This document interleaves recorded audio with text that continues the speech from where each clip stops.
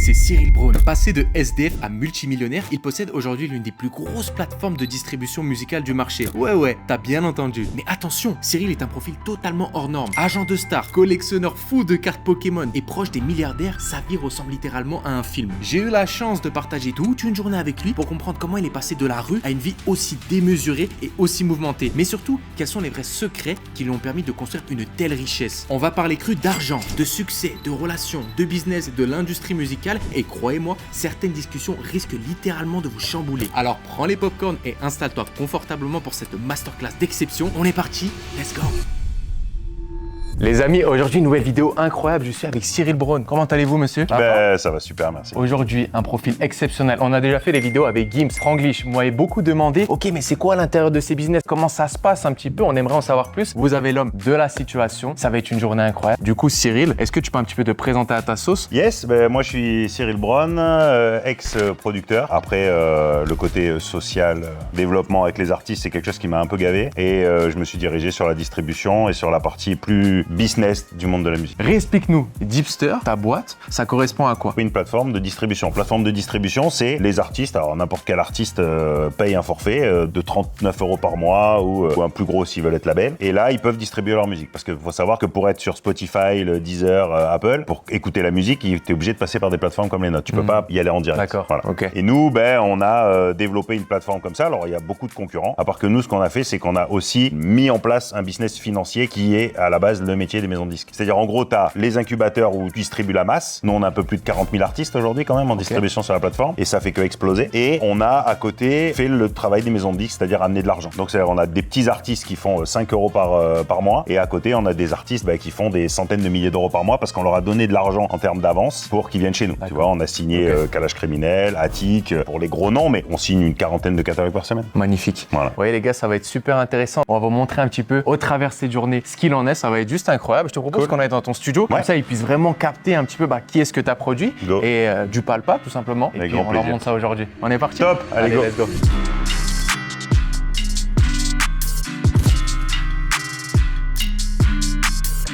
Les amis, nous voici dans la caverne d'Alibaba. Cyril, on est où? Explique-nous tout. Dans mon univers où je reste cloîtré la majorité de mon temps. Tu vois, déjà, rien que le bureau. Ouais, tout le monde pense que je fais que jouer là-dedans. Non, c'est faux, je travaille beaucoup plus que ce que je joue, malheureusement. C'est une posture très agréable pour travailler. Je vois plein de disques. Donc ça, c'est les personnes que tu as pu produire, c'est ça? Ouais, ça c'est ma première partie de vie. Ok, donc Eva Queen, on voit Yans. Ouais. Il y a qui d'autre comme artiste un peu que tu as pu accompagner? J'ai aujourd'hui l'Amérigo, qui est un artiste en qui je crois beaucoup, mais ça c'est dans les nouveaux. Après j'ai fait du coup Alonso, on a fait des... On peut montrer ça, ça a l'air incroyable. Ça c'est quoi? C'est un... On avait des auteurs qui bossaient, qui ont fait ça.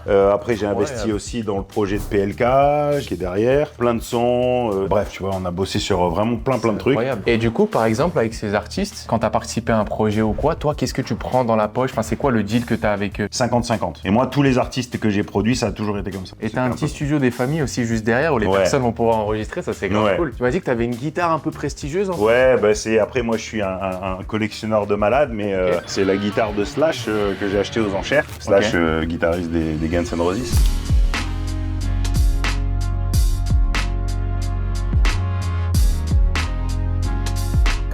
Alors Cyril, déjà Dipster, ça représente quoi? Tu m'as dit que tu avais une explosion en termes de croissance, en termes de valorisation, tu m'as donné un peu les chiffres tout à l'heure, mais partage-les pour qu'ils puissent se rendre compte un peu de l'impact que ça a. En fait, Dipster, c'est un peu comme une maison de disques, mais sans avoir le côté malsain de la maison de disques. Parce qu'en fait, une maison de disques, c'est quoi? C'est une société qui va investir sur ta vie pour faire un maximum de profit. Alors nous, on n'est pas philanthrope, notre métier, c'est de faire aussi de l'argent, bien entendu. Mais par contre, on a une différence, c'est qu'on finance pas sur de la propriété de master, comme un contrat d'artiste, mais vraiment sur de la distribution. C'est-à-dire, en gros, nous, notre métier, c'est d'amener de l'argent à un artiste. Il développe son projet, il gagne de l'argent. Cet argent-là, on le récupère à 100% jusqu'à ce qu'il rembourse son avance qu'on lui a faite. Et là, après, on a un partage. Nous, on gagne 30% et lui, il gagne 70%. Mais au bout de 7 ans, quand le contrat est fini, il récupère ses masters, c'est à lui. Nous, on est juste une étape dans sa vie. Une aide pour lui. Alors, nous, on va faire de l'argent avec lui pendant une période, mais on ne sera pas propriétaire des sons. Je trouve ça super sexy comme business plan. Et du coup, moi, par exemple, je suis un artiste, j'ai envie de me lancer. Je peux potentiellement te contacter pour essayer de me lancer, d'avoir un financement pour développer en fait. Ouais, il y a 2 étapes. Quand tu es un artiste qui fait pas d'argent, tu vas sur la plateforme Dipster, tu payes ton abonnement, tu distribues et tu gardes 100% de tes royalties. Il y a une intelligence artificielle qu'on a développée qui est très très puissante et qui se cale sur tous les artistes de Dipster. Donc tous les artistes indépendants se connectent dessus et quand les statistiques vont commencer à monter, nous on a des alertes. Attention, cet artiste devient intéressant. D'accord. Et là on les contacte pour lui proposer de l'argent pour le garder avec nous sur le long terme. Mais après, on a aussi toute une cellule commerciale où on va, tu vois, par exemple, on a suivi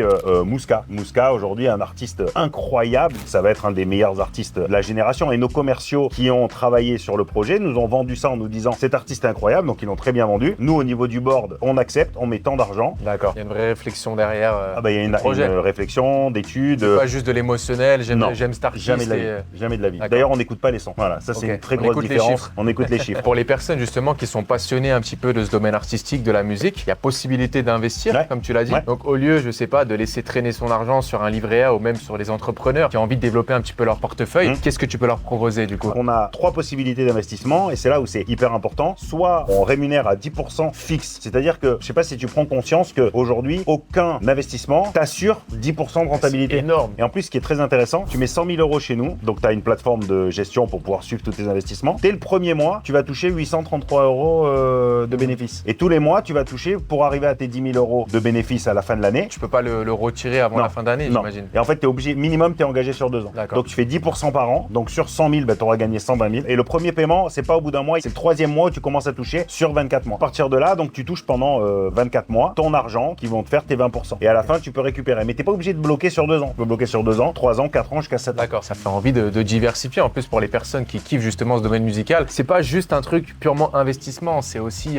derrière, il y a de la jugeote à faire péter un artiste, à pouvoir l'accompagner. Ça, c'est les deuxièmes plans encore plus excitants si t'es un peu joueur. Donc là, ça, c'est les 10%. Les gens savent pas sur qui ils investissent. C'est nous qui rachetons des bacs catalogues. Tu vois, tu sais pas où tu investis. Ça les regarde pas. Par contre, on a 2 autres offres. Une offre qui permet d'investir sur l'artiste que tu veux. Exemple, Passy m'appelle. Passy me dit, écoute Cyril, j'aimerais que tu me finances. Moi, il faut X euros. J'en parle à la communauté. Je le présente. Donc on a un endroit où tu peux investir sur tous les projets. Ok, il y a Passy. On a vendu le projet en 43 secondes. En 43 secondes 43 secondes. Et ils auront 10% de ce que va générer l'artiste, mais sur les 7 ans d'exploitation du contrat. Wow, ok. C'est-à-dire, si ça marche pas, là, en l'occurrence, tu peux perdre de l'argent, mais si ça explose, tu peux gagner beaucoup d'argent. Bien sûr. Et ça, c'est très excitant. Et après, le 3e projet, c'est que sur de la nouveauté. Ça, c'est nous qui décidons quelle nouveauté on met dedans. Et c'est un fonds où tu mets de l'argent et là, tu peux aller chercher jusqu'à 15-20% de rentabilité par an. Ok. Mais ça, c'est pas assuré par Bien contre. sûr. C'est de la nouveauté. Et du coup, si on l'invite tout simplement à de se lancer, Tu vas sur dipster.com, sur la homepage, en haut, tu as écrit investir. Tu rentres dedans. Il y a des questions obligatoires qu'on nous oblige pour vérifier que tu as un profil investisseur cohérent. Et après, tu peux commencer à investir de l'argent et commencer à avoir les retours. Et du coup, ça actuellement, c'est ton seul business ou tu as des autres kiffs, entre guillemets, où tu mets ton main focus sur ça? Oui, je suis vraiment à 99% là-dessus. On va dire que je suis un passionné, moi, avant tout, tu vois. D'accord. Et donc, j'investis dans beaucoup d'entreprises à titre personnel. Et mon péché mignon, aujourd'hui, c'est les Pokémon. Déjà, je t'explique, en termes d'investissement, tu peux rien trouver de mieux. Hein. C'est entre 40 et 50% par an. Des cartes Pokémon? Mais c'est fou ce que je te propose. J'ai investi dans une boîte de TCG où ils font beaucoup de live. Et cette société qui est incroyable, qui est en train d'exploser, spécialisée dans les Pokémon et dans les live Pokémon. Okay. Si t'es chaud, on y va, tu verras, les bureaux sont incroyables. Et alors là, on va partir dans un monde de geek, c'est un autre niveau. Et là, on passe du coq à l'âne. Ah ouais? Allez, chaud. Allez, let's go, les gars. Allez, go.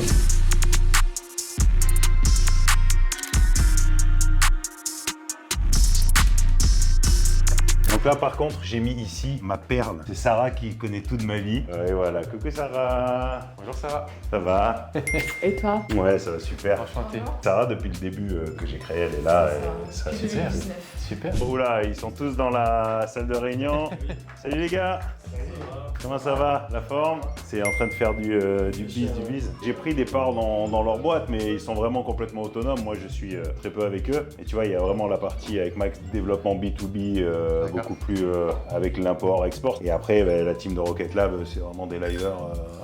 Livers à la base Voct. Bon, là, c'est pareil, t'as des salles de live. Ah ouais, c'est très beau. Donc, c'est là où là aussi tu fais des ouvertures. Des ouvertures. Et en plus, je t'ai préparé un petit cadeau parce que j'ai récupéré une box incroyable qu'on va s'ouvrir parce que j'ai l'intention de te faire tomber dedans. Oh là là, j'ai l'impression. Ouais. Écoute, on Est-ce verra. que vous avez déjà fait un petit tirage Pokémon? Moi, c'est une première. Tu vois, ça, c'est typiquement le genre d'investissement qu'il faut faire. Ça, c'est des box, c'est sur des nouvelles séries, ça coûtait 100 130 balles à peu près quand ça a démarré. Maintenant, tu les touches à 200 balles à peu près. Et dedans, il y a beaucoup de boosters, de plein de séries. Il y a des cartes promo. Ça a beaucoup de valeur. Et tous ces boosters, les gens, ils se disent, bon, pour l'instant, ça vaut pas le coup, ils le prennent pas. Ça, dans 1 an, 2 ans, ça vaut 1500 balles. Incroyable. Et là, ici, c'était mon ancien bureau. Ah oui, là, c'est la caverne d'Alibaba, là. Ouais. Tiens, tu vois ça, par exemple, typiquement, je te montre. Ça, c'est des cartes. Tu vois, tu les as dans des box à 30 balles. Ça coûtait 20 balles, maintenant c'est 30 balles. Et t'as une chance sur 3 de choper les 3 comme ça, parce qu'il y en a 9 en tout. Okay. Ben ça, maintenant, elle est à 80 balles. La Salamèche, je sais pas combien elle est montée, mais...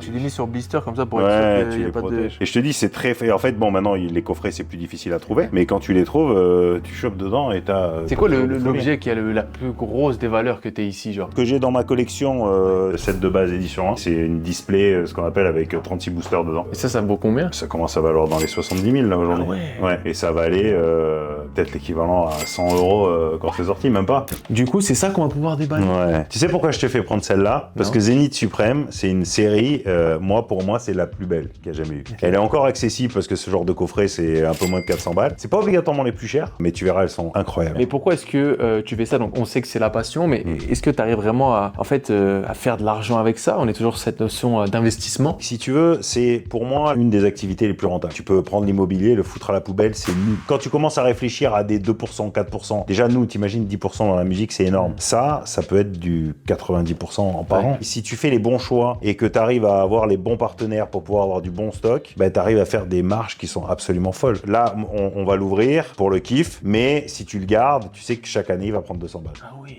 Qu'est-ce qu'on fait alors du coup? On l'ouvre. On l'ouvre. Bien sûr. Mais est-ce qu'il y a une... je sais pas, il faut faire un truc spécifique. Je te montre. En fait, déjà, à la base, quand t'as ce coffret-là, tu te dis non, je veux pas l'ouvrir. Et moi, ce que je fais malheureusement, tu vois, parce que Pokémon, ce qui est sûr, c'est qu'une fois que t'as ouvert et que t'as un peu cassé quelque chose, ça ne vaut plus rien. Et donc moi, ce que je fais des fois, quand j'ai pas envie d'ouvrir un coffret, je le fais quand même, tu vois. Je donne un petit coup et je dis ah merde, c'est fait. Oh, c'est fait, tu peux plus rien faire. Maintenant qu'il est cassé, là il est bien cassé. Là, il vaut plus rien, tu vois. Donc est-ce que t'es obligé d'ouvrir? Obligé de savoir il y a quoi dedans. Voilà. Donc tu vois, voilà, là t'as toujours ce qu'on appelle les cartes promo. Bon, ça, les cartes promo, c'est une carte à 5 balles. Hein. Et là, t'as 11 boosters, tu vois. Donc, vu que toi, t'es nouveau dans le game, je vais t'en filer 6 et moi, je vais en faire 5. Moi, je suis plutôt un mec qui ouvre à l'américaine. Les puristes me détestent. Parce que les puristes, ils regardent tous une par une. Tu vois, ils vont en amener une, ils vont dire, ils vont expliquer, tu vois. Et moi, je suis quelqu'un qui va très vite. Tu boum, ouais. Voilà. Et voilà. Et là, tu vois, boum. Bon, voilà. Une V-Star, c'est pas incroyable, mais... C'est quoi une V-Star? Ouais, mais c'est pas mal quand même. Et là, tu vois, t'as une appli. Et en fait, ici, tu la scannes, et tu vois, bon voilà, 5 balles, celle-là. Donc bon. Ah, directement, tu vois l'argent? Tu vois le prix que ça coûte. Et oui, c'est excitant, là. Non, mais tout est lié directement. C'est un peu excitant, là. Oui. Ça me met la pression, maintenant. Ça, par exemple, je pense que c'est un truc de fou. C'est un peu de la merde. C'est de la merde, pardon. Il faut l'avoir quand même, mais c'est pas... Il faut l'avoir. Nul. Même pas 50 centimes? Non. Ah, c'est fini. Mince. Moi... Voilà. Allez, on va voir celle-là. Hop. J'ai quelque chose. Donc ça, hop. Une VMAX. Tu vois, ça, c'est très sympa, par contre. 15 balles. 15 euros. Voilà, 15 euros. Tac. Et ça commence à être pas mal. Alors, bon, c'est pas une... C'est pas un truc de ouf, mais... Si, mais il la faut. Non, 4 euros. 4 euros. J'ai 2 cartes de fou, là. Alors, la deuxième, non. Ah, mince. T'as une autre V-Star. Non, je pense que celle-là, elle va pas chercher loin. Ah, 33. 33 euros? Ouais, tu vois. Écoute, il y en a pour 70 balles. Et ça, voilà, et si tu le... Bon, voilà, le coffret, lui, était pas spécialement rentable. Ok, c'est voilà. Pour le déballement des cartes Pokémon. Écoutez-moi bien les gars, on sort de chez Pokémon et Cyril nous a donné rendez-vous ici. Donc on est à Palm Beach dans un beach club. Il nous a dit qu'on allait rejoindre un ami à lui qui était milliardaire. Je crois que c'est ses voitures juste ici. Les gars, on va aller rejoindre notre ami Cyril. Venez avec moi, let's go.